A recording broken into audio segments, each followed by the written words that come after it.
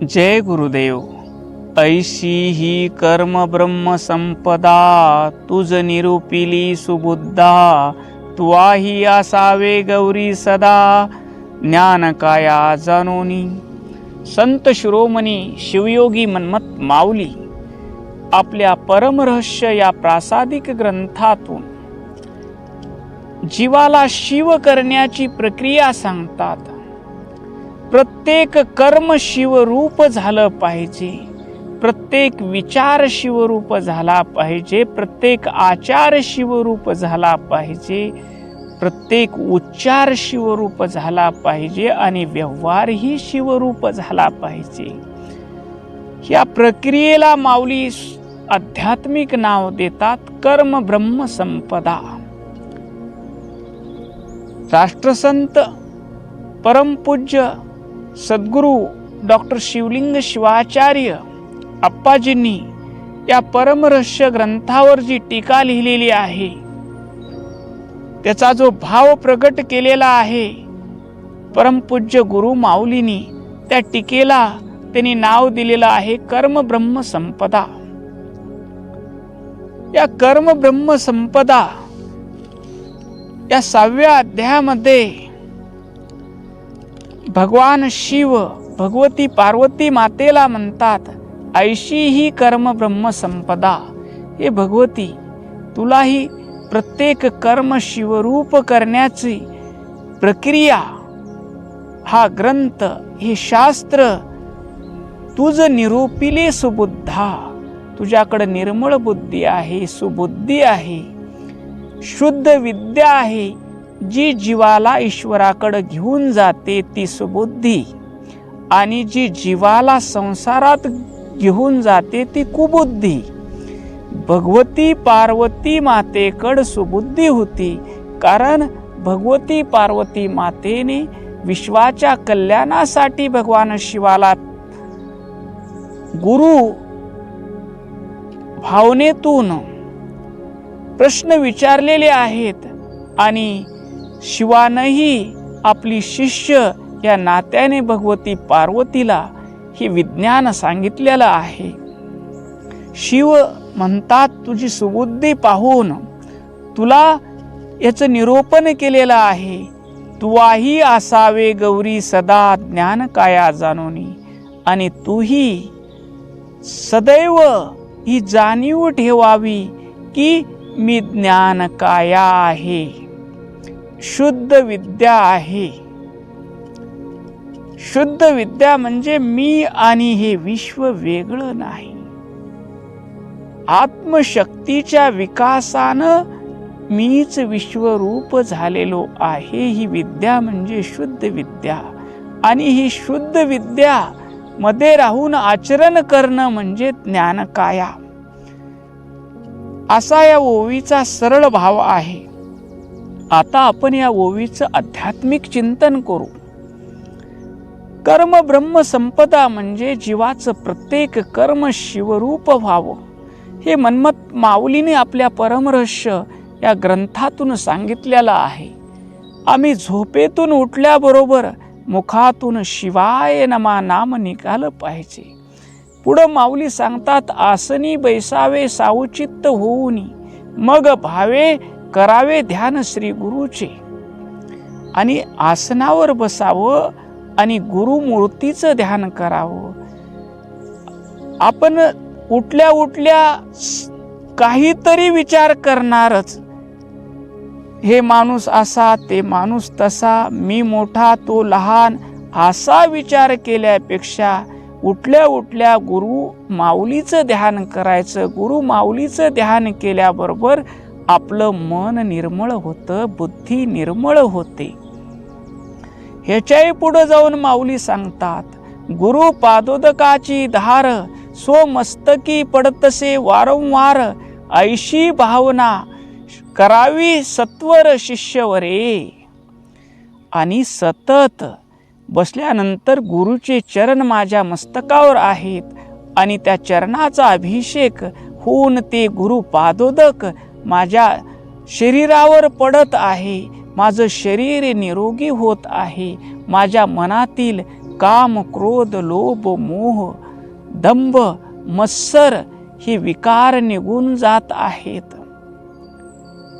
तया अमृत धारे करून गुरु बीजाक्षराचे होय संजीवन. आणि त्या अमृत धारेनं कामना राहणार नाहीत. मला हे हवं आहे, ते हवं आहे, मला इथं मान मिळाला पाहिजे, मला तिथं मान मिळाला पाहिजे, माझाच सगळीकडे मोठेपणा झाला पाहिजे, ही कामना आहे. ही कामना राहणार नाही. आणि कामनेच्या आड जर कुणी आला तर त्याचा आम्हाला क्रोध येणार नाही. आणि कुठंही माझंच राहिलं पाहिजे, सर्वांनी माझंच ऐकलं पाहिजे, मी म्हणल तसंच चाललं पाहिजे, हा लोभ आहे. सर्व काही मलाच मिळालं पाहिजे, हा लोभ आहे. आणखीनही मलाच मिळालं पाहिजे, हा लोभ आहे. काम, क्रोध, लोभ, मोह, माझंच सगळं चाललं पाहिजे, माझ्याच लोकाला सगळं मिळालं पाहिजे, हा मोह आहे. दंभ, रूपाचा अभिमान, संपत्तीचा अभिमान, कुळाचा अभिमान, जातीचा अभिमान, ज्ञानाचा अभिमान येऊन माझ्यासारखा शहाणा, माझ्यासारखा मोठा कोणी नाही, हा दंभ आहे. आणि मत्सर, परमपूज्य गुरु माऊलींनी आम्हाला त्यांच्या आचरणातून शिकवलं कर्म ब्रह्म कसं करावं.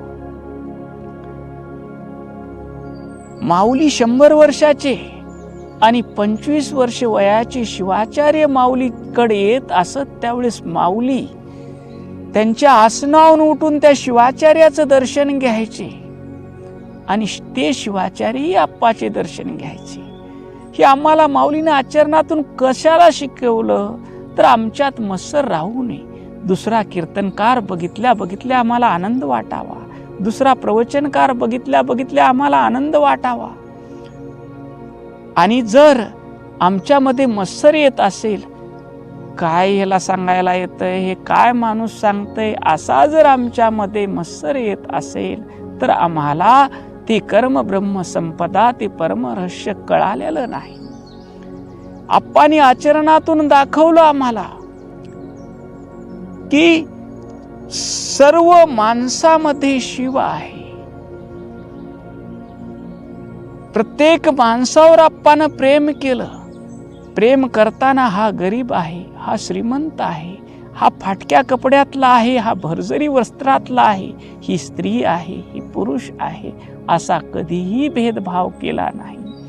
आणि प्रत्येक कर्म शिवस्वरूप कसं करावं हे आप्पानं आम्हाला आचरणातून शिकवलं.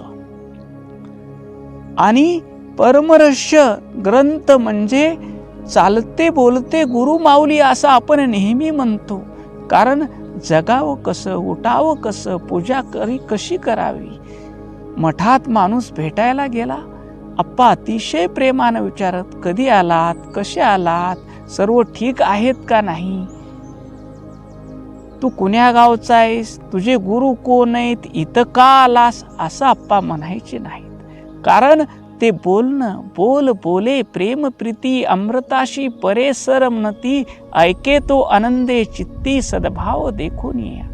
आप्पा येणाऱ्या माणसामध्ये शिव बघायचे आणि शिवाशी मी बोलतोय असा भाव असायचा. माऊली या परमरहस्यात म्हणता, झोपेतून उठावं कसं, उठल्या उठल्या ध्यान काय करावं.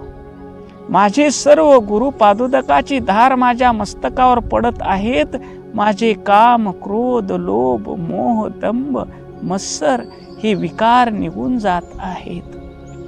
आणि गुरुनं दिलेलं बीजाक्षर शिवाय नमः, षडाक्षरी मंत्र ओम नमः शिवाय, आणि त्या बीजाक्षराचं संजीवन होत आहे. ते बीजाक्षर अंकुरित होत आहे आणि माझ्या पूर्ण देहामध्ये ते बीजाक्षर चैतन्य रूपानं विस्तारित होऊन केसापासून नखशिकांतापर्यंत तो परमात्मा शिव ओतप्रोत भरलेला आहे. ही भावना करावी. अशा भावनेनं आम्ही जगाकडं पाहू. त्यावेळेस जे जे आम्ही पाहू ते आम्हाला शिवरूप दिसलं पाहिजे. ज्यांच्याशी आम्ही बोलू प्रत्यक्षात भगवान शिव पुढं उभे आहेत, प्रत्यक्षात सद्गुरुनाथ पुढे आहेत. या भावनेनं त्यांना प्रेमानं आम्ही बोललं पाहिजे. आम्ही या हातानं काम करू, जगाचं कल्याण होण्यासाठीच काम करू. आम्ही या पायानं चालू, जगाच्या कल्याणासाठी चालू. ही सर्व प्रक्रिया म्हणजे कर्म ब्रह्म संपदा आहे. आम्ही उठलो, मुख धुताना लिंग उदके आधी लिंगाला अर्पित करावं न त्या पाण्यानं मुख धुवावं. ब्रशला पेस्ट लावलं, इष्टलिंगाला अर्पण करावं आणि ते ब्रश करावं. स्नानाचं पाणी इष्टलिंगाला अर्पण करावं आणि ते पाणी शिवाय नमा म्हणत स्नान करावं. प्रत्येक कर्म शिवरूप करण्याची प्रक्रिया. इष्टलिंग पूजा करताना करणारा शिव, करस्थळावर इष्टलिंग रूपात शिव, बिल्वपत्र शिव, पुष्प शिव, पूजा करशी पूजा घेशी, देव भक्त तुझी आहेशी.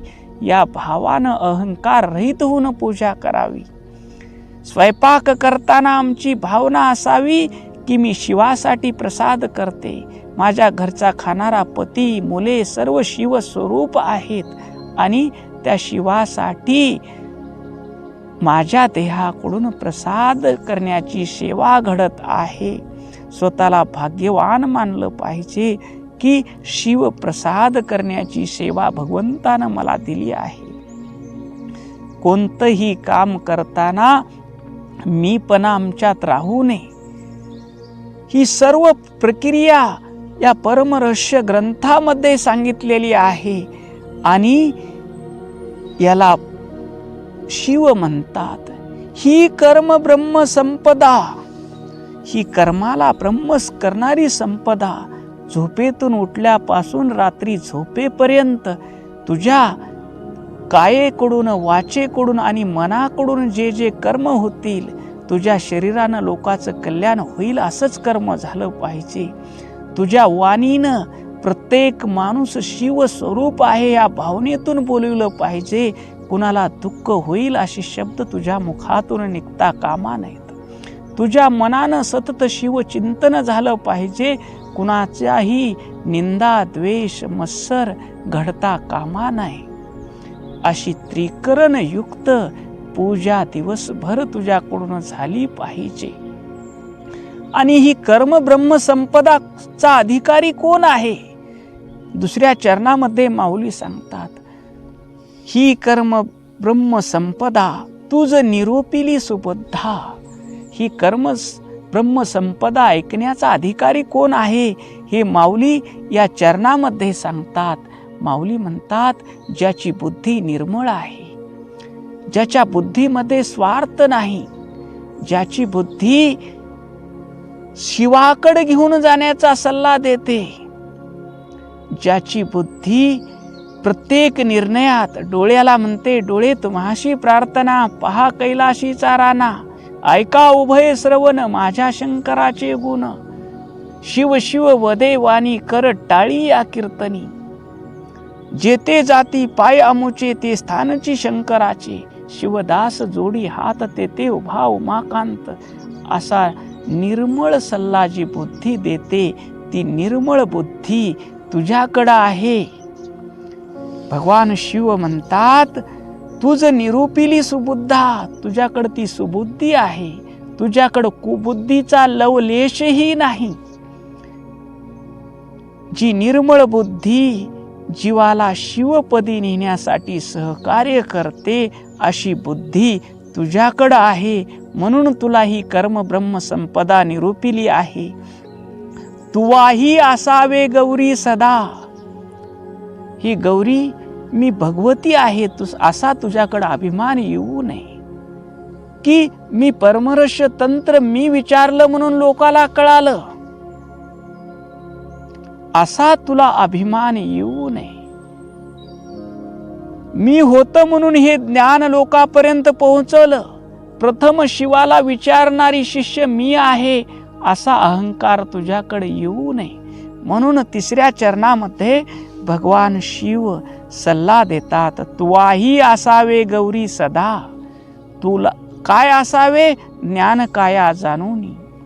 मी देह नाही, मी मन नाही, मी प्राण नाही, मी बुद्धी नाही, मी शिवस्वरूप आहे आणि मीच 36 तत्वाच्या रूपानं आत्मशक्तीच्या विकासानं विश्वरूप झालेलो आहे. या विश्वातील प्रत्येक व्यक्तीमध्ये जे चैतन्य नांदत आहे ते मीच आहे.